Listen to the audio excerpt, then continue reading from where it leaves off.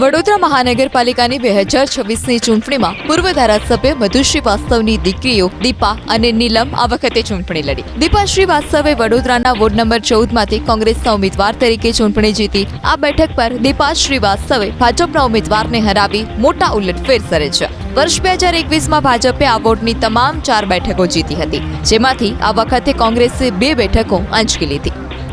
મધુ શ્રીવાસ્તવની બીજી દીકરી નીલમ Srivastava ward number 15માંથી કોંગ્રેસની ટિકિટ પર લડી. જોકે નીલમ શ્રીવાસ્તવની હાર થઈ છે. આ વોર્ડમાં ભાજપની આખી પેનલનો વિજય થયો. મધુ શ્રીવાસ્તવ લાંબો સમય ભાજપ સાથે રહ્યા બાદ આ વખતે તેમની દીકરીઓએ કોંગ્રેસમાંથી ઝંપલાવ્યું, જેને મતદારોએ આવકાર્યું હોય તેવું પરિણામો પરથી જણાય છે.